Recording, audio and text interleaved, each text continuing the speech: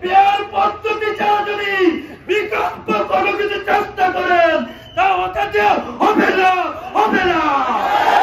স্বৈরাচারী সরকার দীর্ঘ 17 বছরে এই দেশের ক্ষমতায় থেকে এই দেশকে একটি দাবেদার রাষ্ট্র পরিণত করার জন্য চেয়েছিল।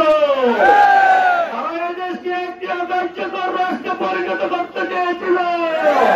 সম্মানিত তৌহিদি জনতা, আলহামদুলিল্লাহ 36 জুলাই আমাদের ছাত্ররাজের আন্দোলনের মাধ্যমে এই দেশ থেকে স্বৈরাচারকে পতন করতে বাধ্য করা হয়েছে।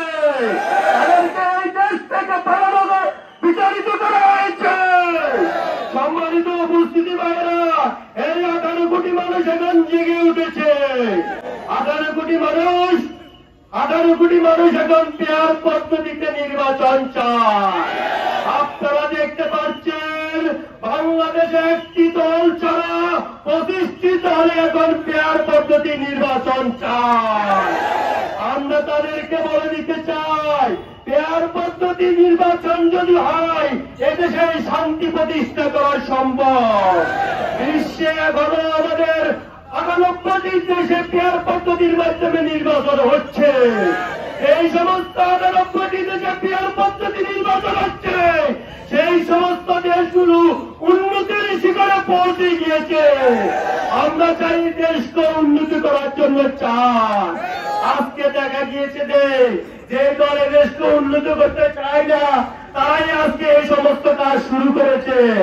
সম্মানিত উপস্থিতি ভাইরা, আমরা আপনাদেরকে বলতে চাই, এই পেয়ার পদ্ধতির মাধ্যমে আমাদের কি সুযোগ সুবিধা পাওয়া যায়। এই পেয়ার পদ্ধতির মাধ্যমে সকল দলের সংসদে প্রতিনিধিত্বের সুযোগ থাকবে, আর সকল দলের সম্মতিভাবে এই দেশকে উন্নত করতে পারবে।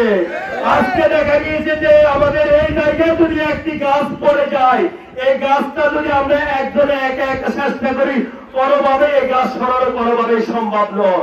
যদি আমরা সকলে প্রচেষ্টা করি তাহলে আমাদের সম্ভব এই গাছকে সরানো। এটাই আপনাদেরকে বুঝাতে চাচ্ছি, সকল দলের যখন প্রতিনিধিত্ব থাকবে তখনই সম্ভব এই দেশকে উন্নত করা যায়।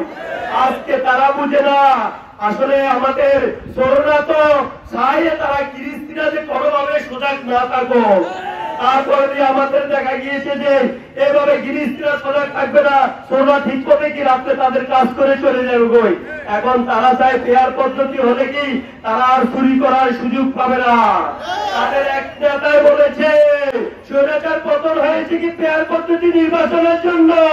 আমি সেই নেতাকে বলে দিতে চাই, স্বৈরাচার পতন হয়েছে কি চাঁদাবাজি করার জন্য,